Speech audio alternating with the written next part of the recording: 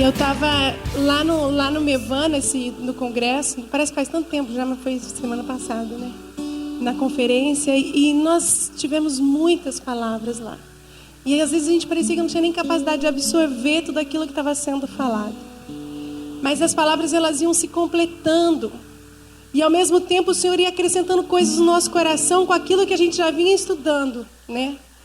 E algo que eu ouvi falar lá veio muito de encontro com textos que o Senhor há muito tempo botou no meu coração. E eu até já falei deles, mas eu quero falar de novo. E eu gosto de novos começos, apesar de eu ser uma pessoa... Dizem as más línguas que eu sou resistente a mudanças. Mas eu gosto de novos começos porque são oportunidades da gente fazer certo o que a gente fazia errado antes, né? Quando você muda de cidade, quando você muda de um lugar para o outro, quando você recomeça, você tem a oportunidade de fazer certo, de ver tudo aquilo que você vinha errando e consertar e fazer diferente, né? E nós temos vivido desde pequena na igreja, tanto eu, meus irmãos, meu marido, muitos de vocês aqui, alguns menos tempo, mas outros há muito tempo. E nós temos um recomeço aqui. E nós temos a oportunidade de acertar. Nós temos a oportunidade de fazer diferente aquilo que a gente vinha fazendo há muito tempo.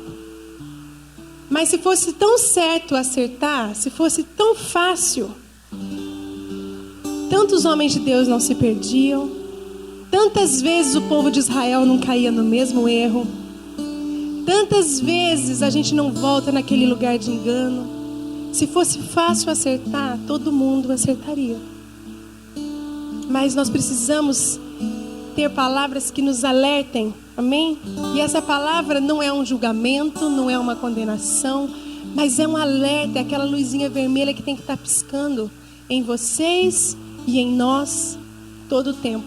Eu estou falando nós porque eu que estou aqui ministrando com a palavra, mas essa palavra não é para vocês. É primeiro para cada um, para mim. Senão o Espírito Santo não tinha falado comigo, sabe? Porque ele primeiro planta aqui, né? Primeiro ele deixa ela entrar como uma espada, fazendo separação entre alma e espírito. E fazendo que isso viva dentro de você. Então primeiro é para mim, primeiro é para o meu esposo, primeiro é para os meus cunhados, para o meu sogro, para minha sogra, para o meu pai, para minha mãe, para cada um de vocês. Para cada um, para o Volney, para a Cacá. Para cada um que ajuda, para cada um que ministra, para cada um que faz alguma coisa lá no seu trabalho, para cada um que fala do Senhor, onde quer que esteja, é para cada um de nós, amém? Você pode mais um momento baixar sua cabeça? Senhor, nós queremos entregar o controle, o domínio. Senhor, nós queremos entregar a autoridade, o poder, a honra, a glória a Ti, Senhor. Nós coroamos ao Senhor como Rei sobre as nossas vidas. Pai, Senhor, me capacita, me dá graça, Pai, para falar aquilo que o Senhor quer que seja falado nessa noite. Deus, para que o nosso coração, que é enganoso, Senhor Deus, seja conduzido pela Tua vontade, não pela vontade própria, Senhor Jesus. Deus, fala conosco nessa noite, quebrando o nosso coração, Pai, em nome de Jesus.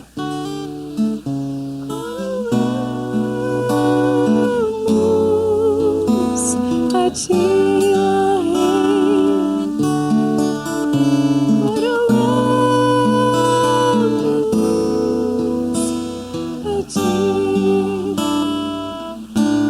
coroamos a Ti, o Rei dos Reis.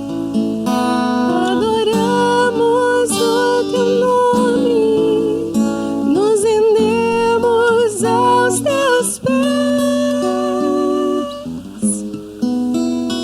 consagramos todo o nosso ser a Ti. Mais uma vez coroamos. Coroamos. Tu és o Rei. A Ti, ó Rei Jesus. Coroamos. A Ti, ó Rei Jesus. Adoramos o Teu nome, nos rendemos aos Teus pés.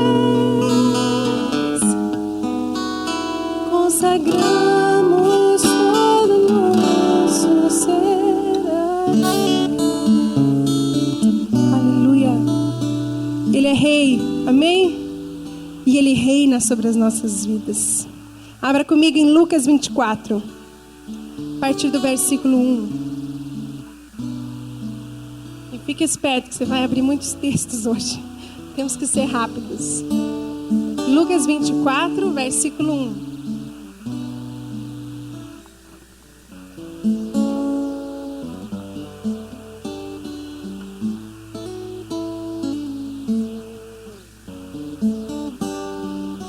Achou? E o que eu quero falar nessa noite, o tema é: onde você tem buscado suas respostas? Quando você tem problemas, aonde você tem ido buscar as suas respostas? Quando você tem questionamento, onde você tem ido buscar as suas respostas? Pergunta para quem está do seu lado: onde você tem buscado as suas respostas? Vamos ler comigo em Lucas 24, 1. No primeiro dia da semana, de manhã bem cedo, as mulheres levaram ao sepulcro as especiarias aromáticas que haviam preparado. Encontraram removida a pedra do sepulcro, mas quando entraram, não encontraram o corpo do Senhor Jesus. Ficaram perplexas, sem saber o que fazer. De repente, 2 homens com roupas que brilhavam como a luz do sol, colocaram-se ao lado delas. Amedrontadas, as mulheres baixaram o rosto para o chão e os homens lhe disseram: por que vocês estão procurando entre os mortos aquele que vive? Ele não está aqui, ressuscitou. Lembrem-se do que ele lhes disse quando ainda estava com vocês na Galileia. E eu quero que você preste atenção no que diz a última parte do versículo 5. Por que vocês estão procurando entre os mortos aquele que vive? É muito mais fácil a gente crer naquilo que está aqui na nossa frente, né?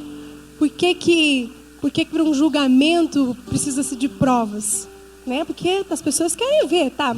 Matou, mas então me mostra, cadê a arma, cadê a prova? Roubou, mas foi de que jeito? Você só é condenado se tem provas, né? Só, senão não tem, porque as pessoas só acreditam vendo. Então é muito mais fácil eu crer naquilo que eu pego, naquilo que eu toco, naquilo que eu vejo, naquilo com quem eu falo, né? Por isso que quando muitas vezes você precisa de consolo, é muito mais fácil encostar a cabeça no ombro do amigo do lado, deitar no colo do pai, no colo da mãe, do que você ir para a presença de Deus e derramar o seu coração pela fé. Amém? A gente recorre às pessoas que vão poder nos aquecer, que vão poder nos abraçar, que vão poder enxugar as nossas lágrimas, porque é mais fácil se relacionar com quem você está vendo. E Jesus naquela época, ele era a única resposta, a única esperança para o que aquelas pessoas precisavam. Eles falavam: para onde nós vamos se só tu tens as palavras de vida eterna? E quando Jesus morreu, apesar dele já ter falado que ele ia morrer, que ele ia ressuscitar, que ele ia subir aos céus, ao invés dele, ele já tinha contado tudo. Então era o quê? Para eles estarem só na expectativa, tá? Ele falou que ia morrer, já morreu, agora temos que só esperar ele ressuscitar, né? Ao invés de eles estarem nessa expectativa, eles estavam pensando com a mente humana de sempre, essa aí que fica aí na sua cabeça e no seu coração, com que você pensa todos os dias, porque a nossa natureza é essa. Se fosse fácil, todo mundo acertava. E você, se estivesse lá no tempo de Jesus, o teu Salvador, aquele homem que tinha palavras e que fluíam vida e cura e milagre, e você visse ele morto, e elas viram o corpo, elas sabiam onde é que aquele corpo estava. Então o que elas fizeram? O corpo de Jesus está lá, vamos lá. Não é assim que a gente faz? Ah, o milagre aconteceu ali, vamos lá. Ah, Jesus está falando lá, vamos lá. Ah, agora o Senhor está manifestando aqui, vamos aqui. Ah, agora é para cá. Não é isso que a gente faz? A gente vai aonde? Ah, Jesus está ali, vamos ali. Ah, Jesus está lá, vamos lá. Ah, aquele homem é homem de Deus, vamos lá. Porque a gente quer ver onde as coisas estão acontecendo. A gente quer olhar para onde o milagre está acontecendo. O corpo de Jesus está ali, elas foram ali. Mas aquele anjo perguntou: por que vocês estão procurando entre os mortos aquele que vive? Aquele Jesus humano tinha morrido, mas o verbo vivo que desceu do céu, ele estava vivo. Ele era lá no princípio, Ele é o mesmo ontem, hoje e será eternamente. Amém? Ele nunca morreu, ele estava vivo. Ele só voltou para o Pai, o lugar de onde ele tinha saído. Ele ressuscitou nessa terra, porque ele se fez carne e habitou entre nós, como diz em João 1. Você não precisa ler, mas eu vou ler para você. João 1 diz assim: no princípio era aquele que é a palavra. Ele estava com Deus e era Deus. Ele estava com Deus no princípio. Esse é Jesus. Todas as coisas foram feitas por intermédio dele. Sem ele, nada do que existe teria sido feito. Nele estava a vida, e este era a luz dos homens, a luz que brilha nas trevas, e as trevas não o derrotaram. Aí depois o 10 diz assim: aquele que é a palavra estava no mundo. O mundo foi feito por intermédio dele, mas o mundo não o conheceu. Veio para o que era seu, mas os seus não receberam. Contudo, aos que receberam, aos que creram em seu nome, deu-lhes o direito de se tornarem filhos de Deus, os quais não nasceram de descendência natural, nem pela vontade da carne, nem pela vontade de algum homem, mas nasceram de Deus. Você conhece seu pai, você conhece sua mãe, não conhece? Só que não foi por eles que você nasceu. Não foi pela vontade deles que você nasceu. Está dizendo aqui, não foi de descendência natural, nem pela vontade de carne, nem pela vontade de algum homem. Jesus veio ao mundo para nos dar o direito de ser chamados filhos de Deus, para revelar o Pai a nós. Jesus veio revelar o Pai a nós. Mas quando ele cumpriu o propósito dele, ele foi. E ele falou: eu vou, mas eu vou enviar o Consolador, eu vou enviar o Espírito Santo. Ele ficará convosco todos os dias. Eis que estarei convosco todos os dias. Essa promessa continuava. Mesmo que aquele corpo que elas conheciam estava morto, porque essa carne aqui, aperta aí a sua. Isso aí é humanidade mortal. É carne que um dia vai morrer. Ninguém está apertando, só eu. Aperta aí, gente. É nesse braço aí mesmo que é para você apertar. Isso é humanidade mortal. Ela está viva hoje, mas é certo que morreremos. É certo que morreremos. Então você não pode confiar. Você não pode procurar aqui, nesse mundo que vai passar, nessa carne que vai morrer. Você não pode confiar nela. Por que procura entre os mortos aquele que vive? A sua resposta não está aqui. A sua resposta é o verbo vivo. É a palavra de Deus. É o nosso Rei, o Senhor Jesus, Deus Pai. A sua resposta está no Espírito Santo, que é o teu consolador, que te ajuda nas tuas fraquezas. Então, por que a gente procura entre os mortos aquele que vive? Não adianta você ir lá no túmulo buscar a resposta, porque ele já não está mais lá. Ele ressuscitou. Amém? Mas ele, depois que ele fez tudo isso, que ele foi para o Pai, ele agora habita onde? Dentro de nós. Amém? Ele não está distante, ele está aí, dentro de você. O reino de Deus está aí, dentro de você. Agora você vai comigo para Jeremias 17. Abre lá, Jeremias 17, versículo 5.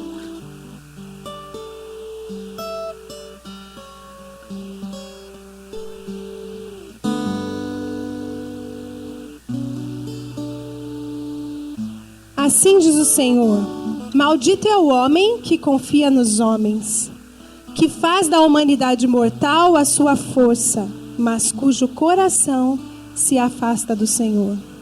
Ele será como um arbusto no deserto, não verá quando vier bem algum. Habitará nos lugares áridos do deserto, numa terra salgada, onde não vive ninguém. Maldito é o homem que confia nos homens, que faz da humanidade mortal a sua força, mas cujo coração se afasta do Senhor. Eu vou agora parafrasear o que o anjo falou para elas. Por que você procura na humanidade mortal aquele que vive? Ele não está mais aqui. Ele ressuscitou. Então, por que muitas vezes a nossa confiança está depositada nos homens? E eu não estou dizendo aqui que não é para você acreditar nas pessoas, que não é para você dar crédito a elas. Não é essa confiança, mas é as suas respostas. Você está indo buscar na humanidade mortal. A direção para a sua vida você está indo buscar na humanidade mortal, entre homens. E eu quero que você entenda, vai entendendo o que eu estou querendo dizer. Eu não estou querendo tirar aqui a nossa responsabilidade, né? Dos guias, dos pastores, dos líderes, de ensinar a palavra, de dar um conselho. Mas o que não pode é criar uma relação de dependência. Você precisa buscar somente no Senhor. E hoje eu estava ouvindo o pastor Heber do Ouvir e Crer, aquela palavra que você me falou. E ele fala que o bom líder, ele fala de Paulo, né? Que Paulo, até que eu forme Cristo em vós. Paulo não estava querendo formar Paulo no coração das pessoas, ele estava querendo formar Cristo no coração das pessoas. E o bom líder, ele atrai o seu coração não ao coração dele, ele atrai o seu coração ao coração do Senhor Jesus. E é isso que nós queremos fazer. Nós queremos ajudar, nós queremos estar junto, chorar com os que choram, se alegrar com os que se alegram, levantar o que está caído. Amém? Nós queremos fazer o que o corpo de Cristo nos chamou para fazer, mas as suas respostas não estão em nenhum homem. Em nenhum homem, as suas respostas estão no Senhor. Então não adianta procurar na humanidade mortal aquele que vive, porque ele não está mais aqui, ele ressuscitou e hoje ele habita dentro de você. Ele deu o direito de você ser filho de Deus. Ele fez um caminho novo, livre e aberto para você se achegar direto ao Pai. E é lá que você precisa buscar as suas respostas. Amém? Você está entendendo? Você está entendendo que não adianta a sua confiança estar em homens. Ai meu Deus, mas e agora? O que eu vou fazer? A primeira coisa que você faz antes de orar, você já passou a mão no telefone para ligar para alguém. Dobra o teu joelho no teu quarto, fecha a tua porta e o Senhor vai falar com você. Não sei quem que eu ouvi falar, mas eu disse, alguém falou, Deus ainda guia o seu povo. Deus ainda guia o seu povo. Buscai e me achareis, quando me buscares de todo o vosso coração. Existe um caminho aberto, então não fica procurando no lugar onde ele não está. Não deposita a sua confiança aonde não é para colocar. Nós somos corpo de Cristo. E a palavra diz que nós temos que suportar uns aos outros. Nós temos que carregar as cargas uns dos outros. Não é só nós a de vocês é nossa também. Toma aí um pouquinho. É junto, a cooperação de todas as partes, diz a palavra de Deus. É o que faz funcionar a coisa. É junto. E todos nós buscando a resposta aonde ela está. Amém? Maldito é o homem que faz da humanidade mortal a sua força. Gente, eu estou falando aqui porque eu já ouvi. Não foi agora, mas eu já ouvi pessoas que falaram para mim assim, olha, eu tentei te ligar e não consegui. Tentei marcar com você e não consegui. Ai, daí eu pequei. A culpa do pecado da pessoa é porque ela não tinha conseguido falar comigo. Já ouviu isso? Não ouviu, Michele? Então o líder, o pastor, ele tem que ter a agenda assim, disponível, porque se o povo não conseguir falar com você, ele peca. É muito mais fácil eu colocar a culpa no outro, né? Eu justifico o meu erro por causa que o outro não me atendeu. Meu pastor não estava lá para me ajudar. A minha líder não estava lá para me dar uma palavra. Eu estava precisando, eu estava fraca. Amém? O corpo de Cristo precisa mesmo ajudar, fazer caminho reto para aqueles que precisam, né? Para aqueles que estão coxos ainda. Precisa. O corpo de Cristo é isso. Mas a responsabilidade é sua de se achegar ao Pai. Minha mãe sempre falou que ninguém vai subir para o céu na barra da minha saia, não. Ela falava assim quando era pequena. Não adianta segurar aqui, né? É você e teu Deus. Então não coloca homem no meio da história. Nós queremos sempre ensinar o seu coração ligado ao coração do Pai. Amém? Aleluia. Aleluia. Mas como eu falei, se fosse fácil, não o povo não erraria tanto, o povo de Deus não erraria tantas vezes. E se você começa a ler Jeremias um pouquinho antes aqui, esse texto, o 17, volta lá no 1 comigo, 17:1, vira a página. O pecado de Judá está escrito com estilete de ferro, gravado com ponta de diamante nas tábuas dos seus corações e nas pontas dos seus altares. Os seus filhos se lembram dos seus altares e dos postes sagrados, ao lado das árvores verdejantes sobre os montes altos, sobre as montanhas dos campos. As riquezas de vocês e todos os seus tesouros os darei como despojo, como preço por todos os seus pecados nos altares idólatras, em toda a sua terra. Você mesmo perdeu a posse da herança que eu lhe tinha dado, e farei escravo dos seus inimigos numa terra que você não conhece, pois acendeu-se a minha ira, que arderá para sempre. Fica claro aqui nesse texto que o pecado do povo era a idolatria. E você fala, ai meu Deus, não imagina que eu idolatro alguém. A partir do momento que a sua confiança se afasta do Senhor e é depositada nos homens, isso é idolatria. Isso é idolatria. E eu posso afirmar com certeza que é o que mais acontece no meio da igreja. É o que mais acontece no meio do povo de Deus. É o que mais acontece desde a fundação do mundo. A idolatria. A idolatria. Colocar deuses no lugar que é de Deus. Esse foi a intenção de Satanás, tomar o lugar de Deus. E foi isso que ele tentou colocar no coração do homem, dizendo, você pode se tornar igual a Deus. E aí, o que o homem fez? Caiu. E Satanás não é criativo, ele continua tentando a mesma coisa. Ele continua tentando e ele não precisa te tirar daqui. Ele precisa fazer com que aqui mesmo você caia no engano e fique enganado e fique perdido e achando que está tudo certo. Então nós temos que prestar atenção, colocar os nossos olhos no Senhor, porque existe um ciclo que acontece, existe uma prisão que a gente entra, e nós não vamos entrar em nome de Jesus, amém?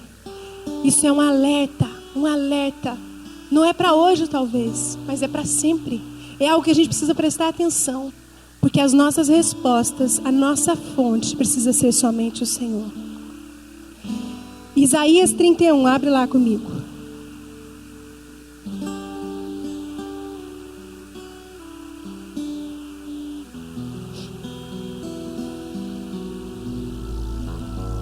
Isaías 31.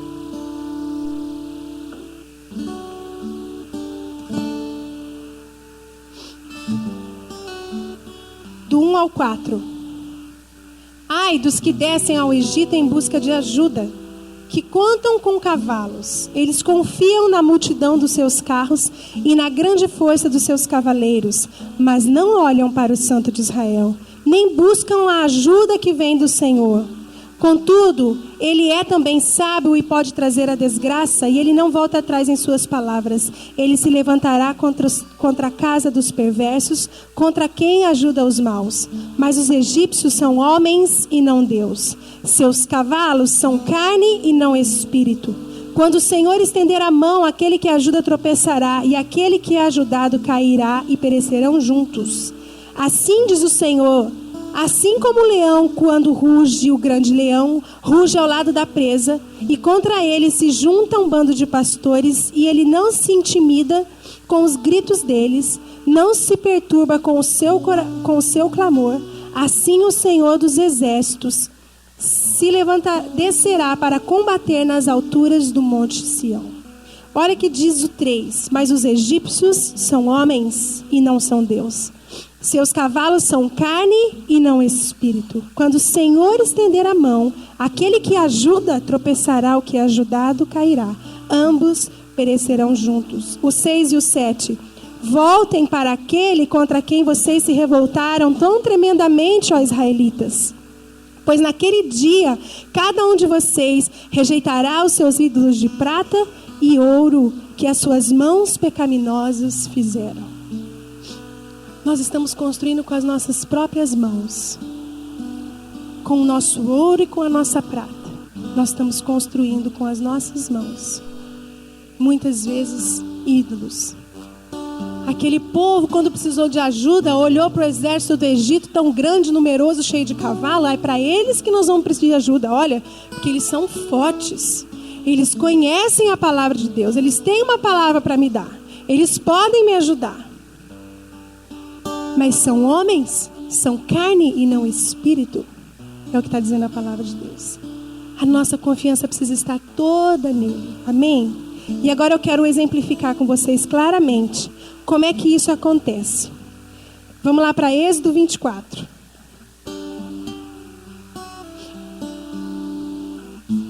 Como isso tem acontecido no meio do povo de Deus, vez após vez. Êxodo 24, a partir do versículo 1.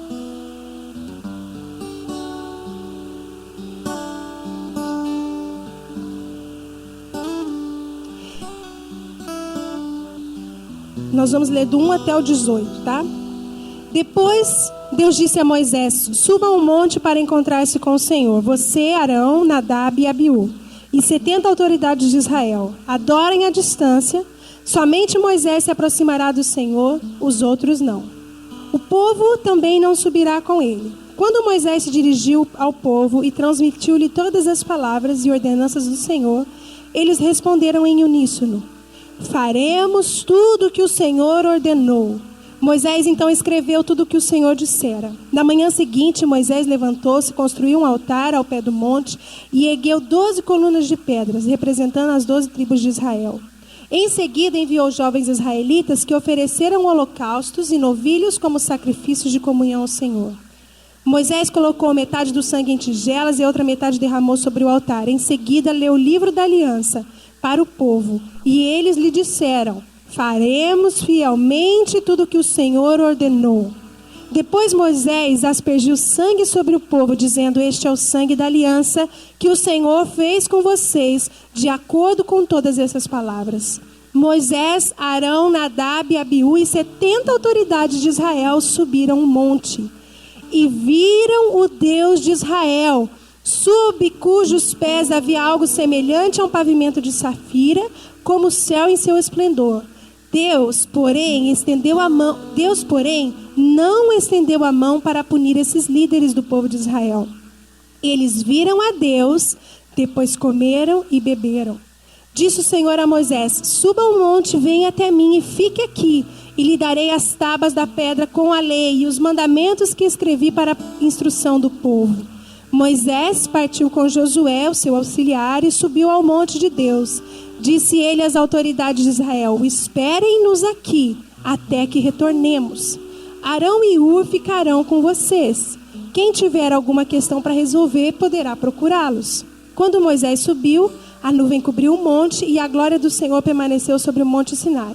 Durante 6 dias, a nuvem cobriu o monte. No 7º dia, o Senhor chamou Moisés ao interior da nuvem.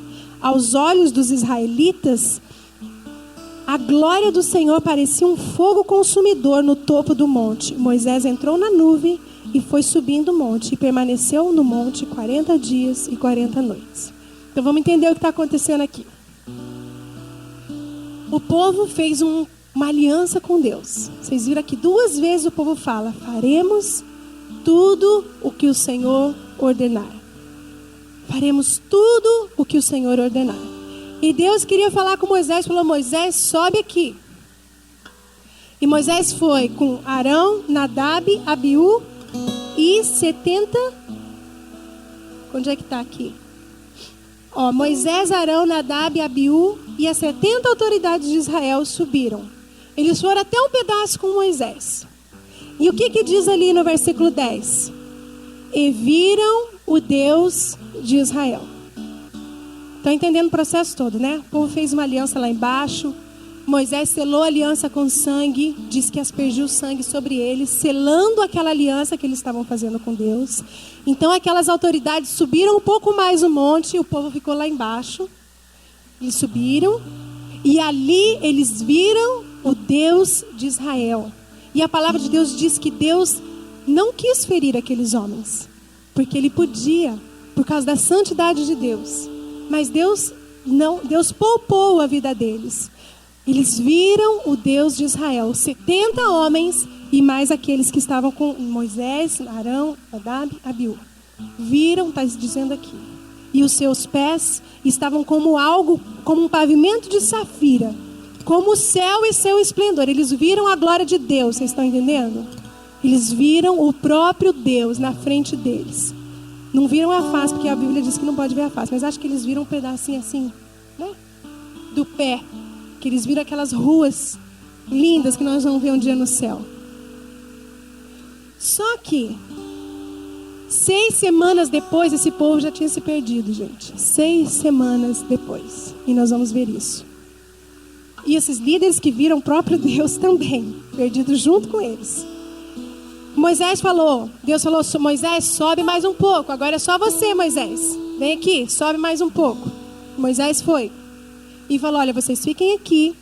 Se vocês precisarem de alguma coisa, vocês falem com Arão e Ur. Eles ficarão responsáveis aqui por vocês. Josué foi com Moisés. Não entrou na nuvem, mas subiu mais com Moisés. Agora vamos lá no 32. Do 24 até o 32, Deus vai falar com Moisés. Vai dizendo tudo ali o que Deus estava falando com Moisés. A lei, como precisava funcionar as coisas, como o povo tinha que viver. Certo? Deus estava falando tudo ali com Moisés. Agora lá em Êxodo 32. 6 semanas depois, 40 dias. Tá?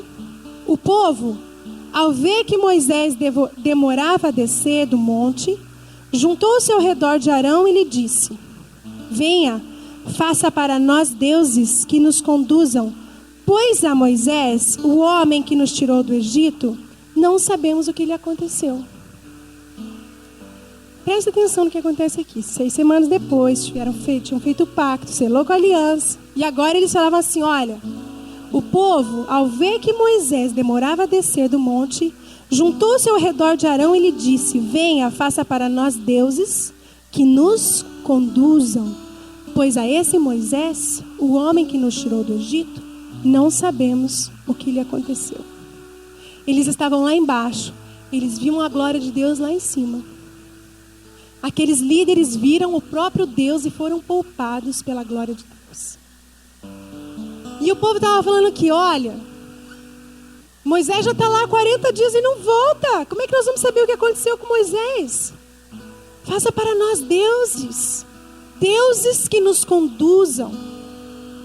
Porque esse homem que nos tirou do Egito, nós não sabemos o que aconteceu. Agora eu vou perguntar para vocês, quem tirou o povo de Israel do Egito? Foi Moisés? Foi o homem? Foi o homem que mandou as pragas? Foi o homem que fez o mar se abrir? Foi o homem que fez maná cair do céu? Foi o homem?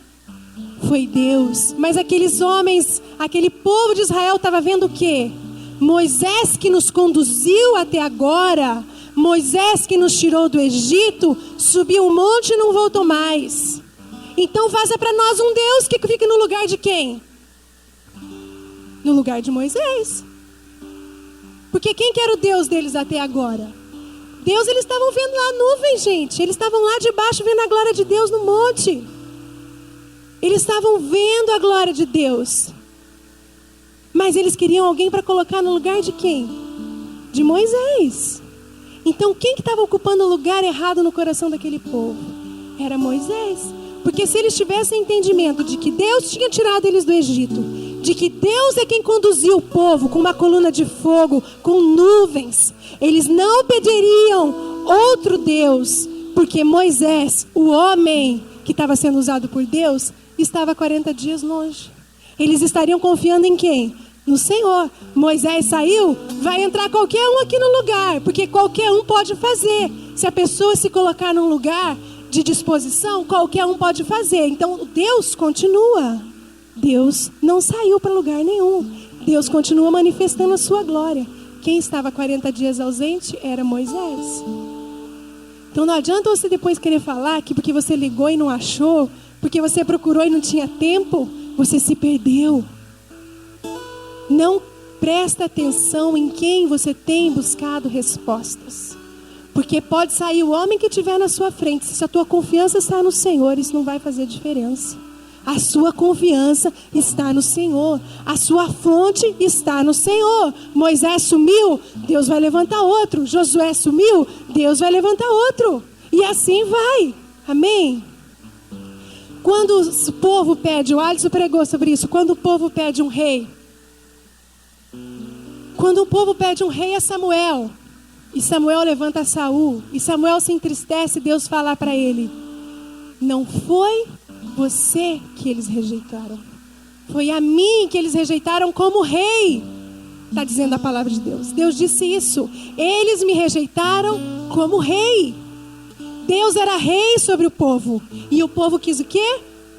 Um rei sobre eles. Um rei como as outras nações. Daí você olha, ali estão fazendo desse jeito. Né? Aquela nação vizinha faz desse jeito. Vamos fazer também. Tem um rei, bota um rei. Tem, né? Sabe? Porque todo mundo tinha, então vamos ter também. Eles estavam rejeitando o próprio Deus como rei.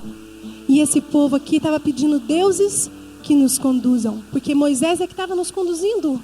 Moisés, o homem que nos tirou do Egito. Respondeu-lhes Arão: tirem os brincos de ouro das suas mulheres e de seus filhos e de suas filhas, tragam-nos a mim. Todos tiraram os seus brincos de ouro e os levaram a Arão. Ele os recebeu e os fundiu, transformando tudo num ídolo, que modelou com uma ferramenta própria, dando-lhe uma forma de bezerro. Então disseram: eis aí os seus deuses, ó Israel, que tiraram vocês do Egito.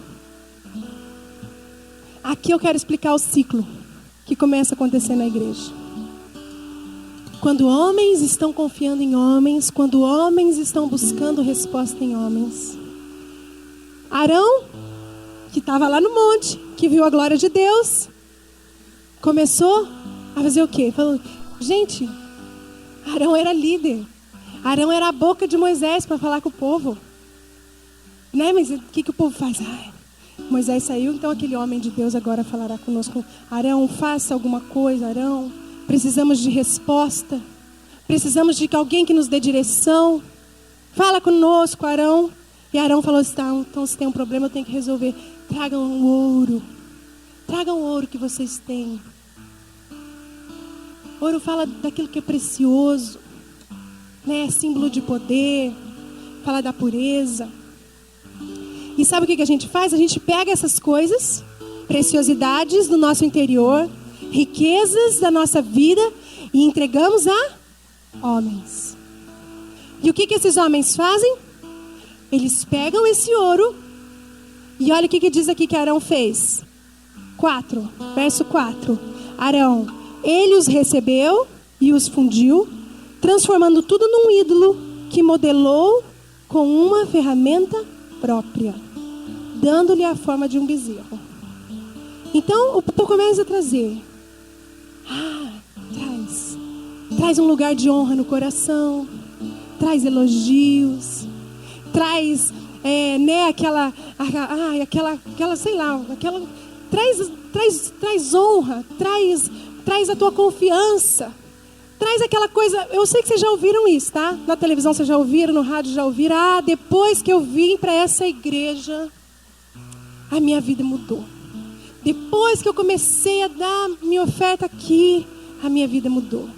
Depois que eu passar a andar com esse homem, tudo foi diferente na minha vida. Vocês já ouviram isso ou só eu que ouvi? Homem nenhum faz nada na sua vida. Homem nenhum te tira do Egito. Homem nenhum faz o mar se abrir. Homem nenhum. É Deus quem faz todas as coisas. E a sua confiança precisa estar somente no Senhor. Mas a gente ouve isso. Então os homens vão depositando aquele ouro. Vão entregando aquele ouro. Aí o líder, que é homem também, começa a receber. Está trazendo? Começa a receber. Você está me dando? Então vai. Se você está falando, vai ver que é verdade. Então você recebe.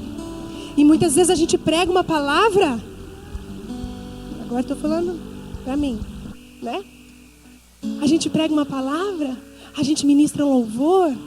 Para mim e para todo mundo que vem aqui. Para todo mundo que dá uma palavra lá na sexta-feira. Para todo mundo que se deixa ser usado por Deus.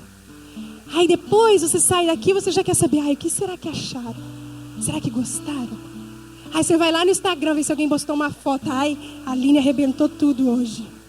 Aí você vai no Facebook ver quantas curtidas e quantas frases da palavra alguém colocou lá no Facebook do que você falou.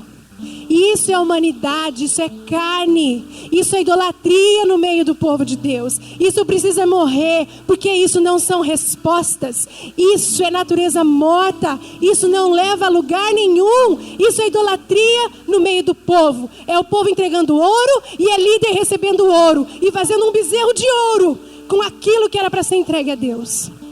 Amém?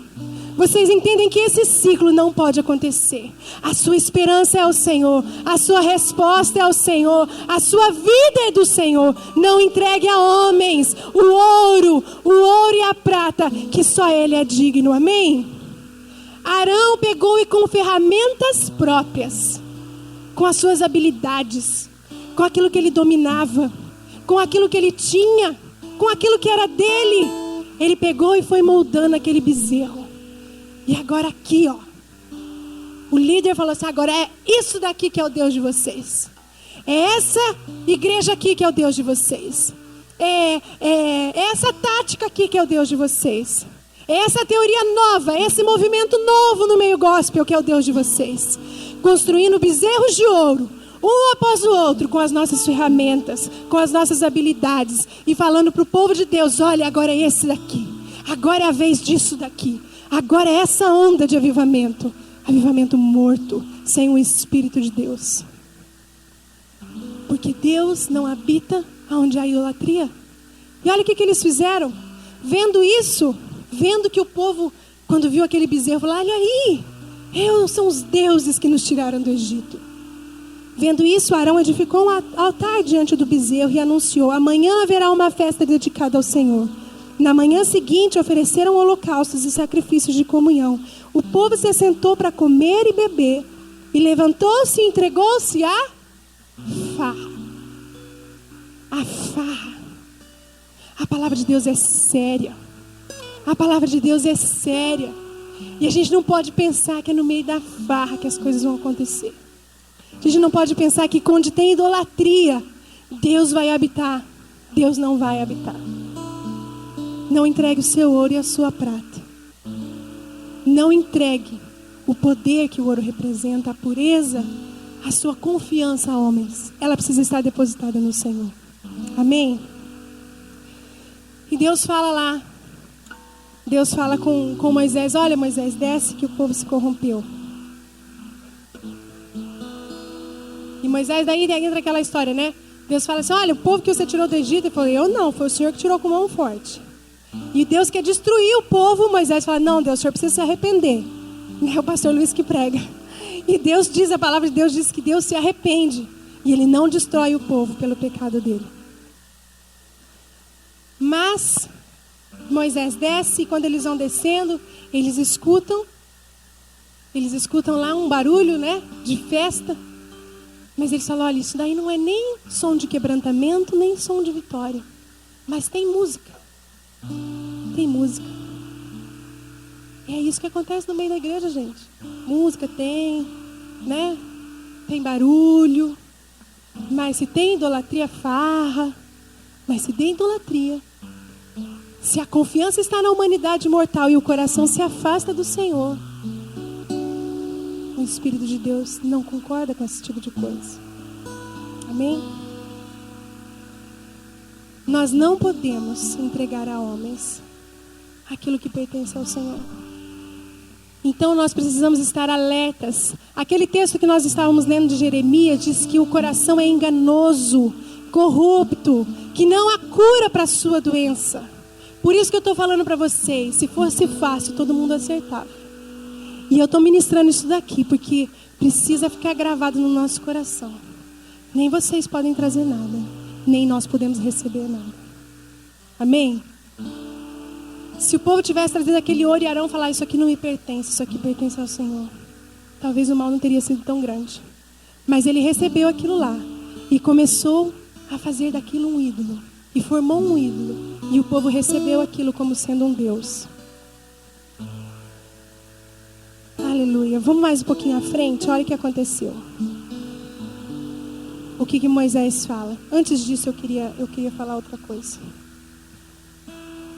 Não adianta nós sermos crentes de domingo. Vocês sabem disso. Não adianta a gente achar que isso aqui é reino de Deus. E que você vem na igreja e que domingo após domingo tem uma mensagem e sexta tem um mover de Deus. E a gente fica comparando qual culto foi melhor, qual palavra foi melhor, qual eu chorei mais, qual eu chorei menos. Isso não é reino de Deus. Você precisa se entregar ao Senhor. Você precisa entender o que é reino de Deus. Você precisa entender que isso daqui é serviço, mas não é obra. Não é obra. E para cumprir a vontade de Deus, nós precisamos fazer as obras. Porque senão, se a gente virar crente de domingo, a gente facilmente cai nesse ciclo. Facilmente cai nesse ciclo. Porque daí vem, recebe, e dá, e recebe, e dá. E a gente vai formando, achando que isso daqui que a gente vive, semana após semana, a gente acha que isso daqui é o que é ser cristão. Eu venho aqui, eu sento, eu recebo, alguém vem, prega e ministra. Não é isso que Deus tem para nós. E se a gente cair nesse engano, nós vamos entrar nesse mesmo ciclo. E nós vamos ficar nesse mundinho fechado aqui, quando a gente devia estar lá fora, fazendo a obra de Deus. Tiago, abre comigo. Deixa o dedo marcado aí. Deixa o dedo marcado em Êxodo 32, que nós vamos voltar. Só quero fazer esse parêntese para Tiago 2, 14.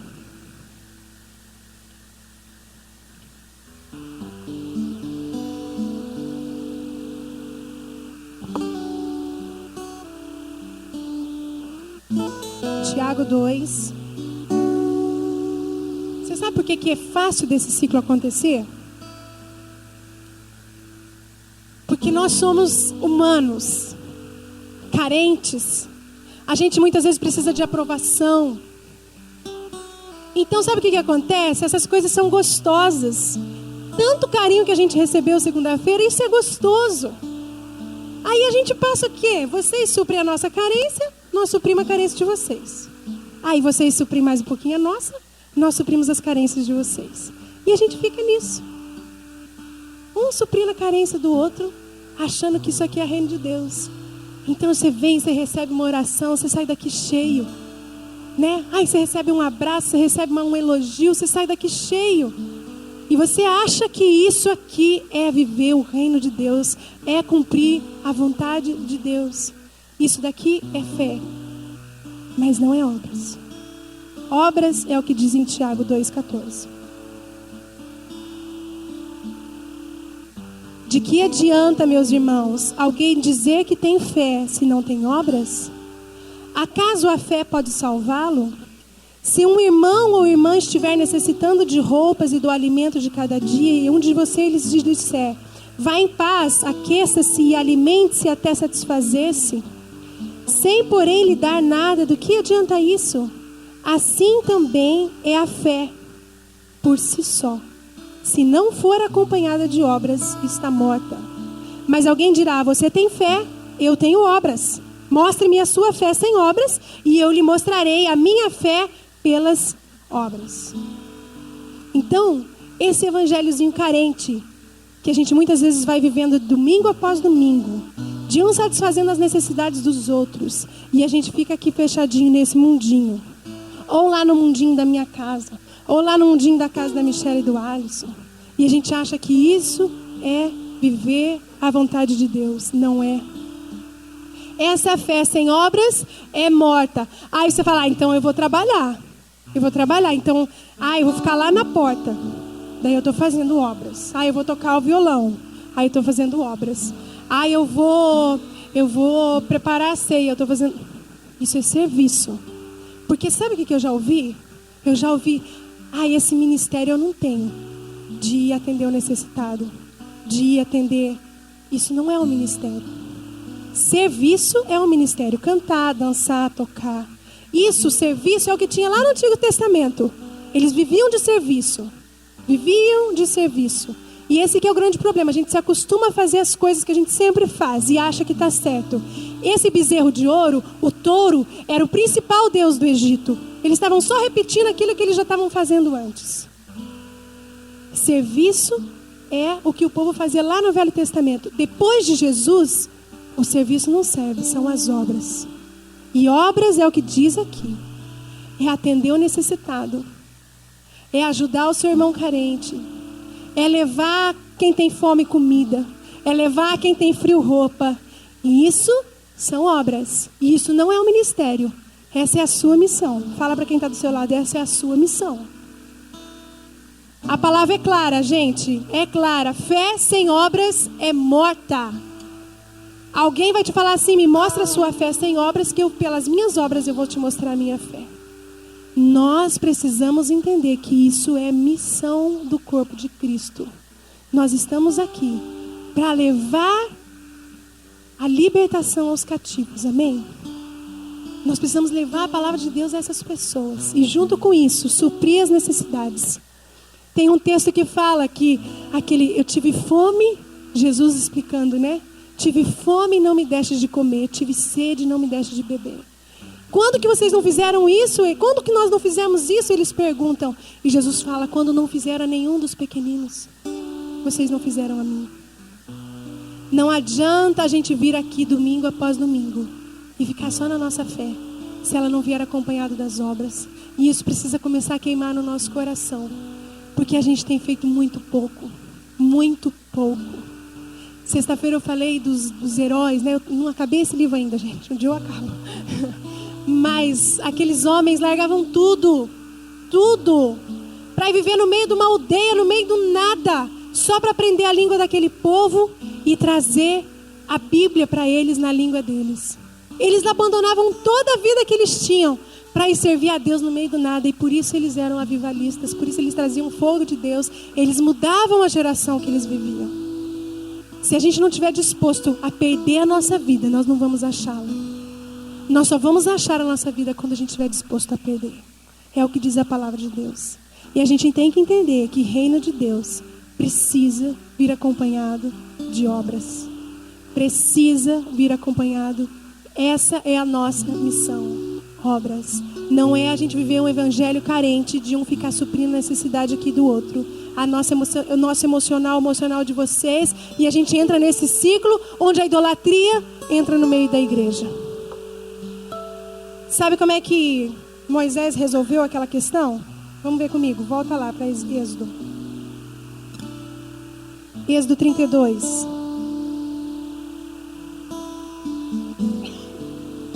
O verso 23.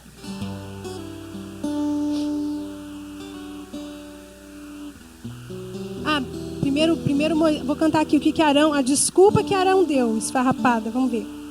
Eles me disseram, Arão falando para Moisés, faça para nós deuses que nos conduzam, pois não sabemos o que aconteceu com esse Moisés, o homem que nos tirou do Egito.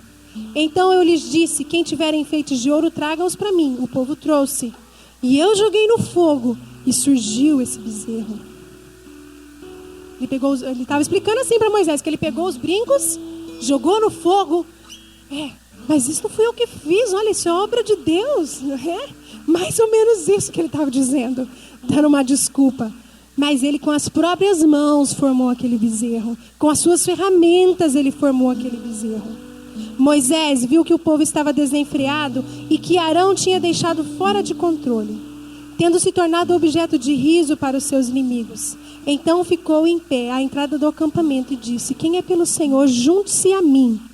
Todos os levitas se juntaram a ele. Declarou-lhes também, assim diz o Senhor, o Deus de Israel, pegue cada um sua espada, percorra o acampamento de tenda em tenda, mate o seu irmão, o seu amigo e o seu vizinho. Fizeram os levitas conforme Moisés ordenou, e naquele dia morreram cerca de 3.000 dentre o povo. Disse então Moisés, hoje vocês se consagraram ao Senhor, pois nenhum de vocês poupou o seu filho e o seu irmão, de modo que o Senhor os abençoou nesse dia. Você sabe como é que nós vamos acabar com a idolatria no meio do povo? Pega a sua espada. Eles pegaram a espada, mataram amigos, vizinhos, irmãos, de tenda em tenda, para acabar com a idolatria no meio do povo. No meio do povo de Deus. É com a palavra de Deus que nós vamos combater a idolatria no nosso meio, amém? E se você tiver que pegar a palavra e falar, meu irmão, olha aqui, ó, você está caindo naquele ciclo. Meu irmão, a idolatria não convive com a presença de Deus. Não convive. O lugar que é dele é só dele. Deus não divide a glória dele com ninguém. Por isso que nós precisamos estar firmados na palavra. Se você não quer cair nesse pecado, você precisa conhecer a palavra de Deus. Ela precisa ser a sua fonte. É no seu quarto, com o joelho dobrado, que você precisa buscar no Senhor as suas respostas. Não adianta procurar entre os mortos aquele que vive, porque o Senhor não está aqui. Ele ressuscitou e Ele colocou o Espírito dele em você, aquele que ensina todas as coisas. Tudo o que você precisa saber, o Espírito Santo te ensina. Amém? Você não foi formado por mão de homens, você foi formado pelo Senhor. Ele é o teu Criador, Ele é a tua fonte. E Ele é que sabe o que é melhor para você. Não sou eu que sei qual o caminho que é melhor para você seguir. É o Senhor que precisa conduzir a sua vida. E Ele só vai poder conduzir se você se fecha com Ele no seu quarto e pede para Deus, faça em mim o teu querer. Faça em mim a tua vontade. Senhor, para onde é que eu tenho que ir? E não saia de lá até que você ouça Ele dizer. Até que você tenha convicção da direção de Deus para a sua vida. Você precisa de resposta? Ela está no Senhor. Não na humanidade mortal. Volta para Jeremias 17. E nós vamos acabar agora. Nós não queremos isso no nosso meio, amém? E eu comecei falando de novos começos por isso. Porque nós temos a oportunidade de acertar. E não cair nesse ciclo vicioso do evangelho feito para agradar homens, do evangelho feito para falar, ser pregado aqui, aquilo que o povo quer ouvir, para viver de forma confortável no nosso mundo, sem que a gente tenha que perder nada, para que outros sejam alcançados. A fé sem obras é morta, é morta, é morta e não serve para nada. É a nossa missão. E nós precisamos começar a mobilizar, a mexer. Você precisa entender esse propósito, ele precisa queimar no seu coração. Nós precisamos fazer mais. Nós estamos fazendo muito pouco. Nós precisamos das obras, porque senão nós vamos entrar nesse ciclo vicioso. E nós vamos crer que um ídolo qualquer é o Deus que nós servimos e não é. Não é. Jeremias 17, 17:5. Assim diz o Senhor: maldito é o homem que confia nos homens, que faz da humanidade mortal a sua força, mas cujo coração se afasta do Senhor. Ele será como um arbusto no deserto, não verá quando vier bem algum. Habitará nos lugares áridos do deserto, numa terra salgada onde não vive ninguém.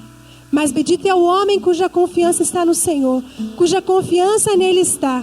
Ele será como uma árvore plantada junto às águas e que estende as suas raízes para o ribeiro.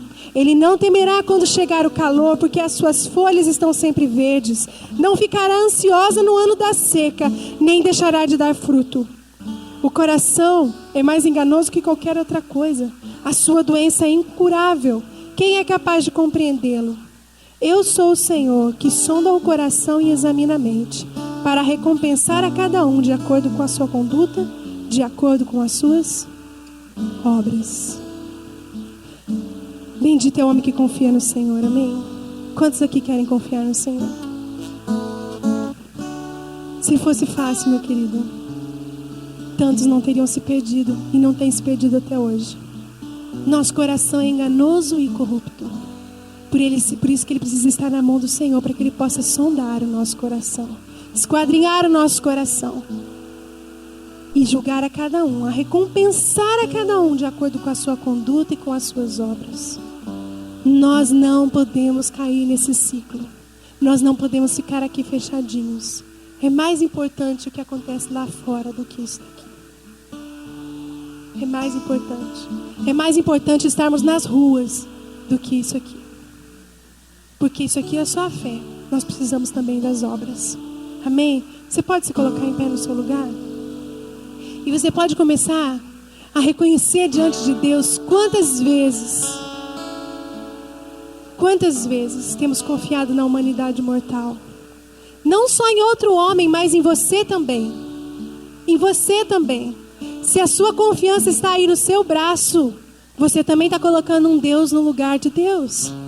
Se você está confiando nas suas capacidades e habilidades, você também está colocando Deus no lugar de Deus. Você com as suas ferramentas está construindo um bezerro de ouro. Talvez em outro homem, talvez em você mesmo. Mas vez após vez nós caímos nesse ciclo. Onde é mais fácil encostar o ombro. Onde é mais fácil encontrar resposta. Pessoas, deuses que nos conduzam. Nós temos um Deus que nos conduz. Não vamos clamar por ninguém para colocar no lugar dele, amém? E talvez nós podemos nos colocar como igreja de Cristo agora. Não só como sua vida, mas como igreja do Senhor que tem andado por caminhos tão distantes da vontade dele. E reconhecer o pecado da igreja. Reconhecer a idolatria no meio do povo de Deus. Reconhecer a idolatria a homens. Homens que são carne mortal. Começa a levantar um clamor pela igreja, querido.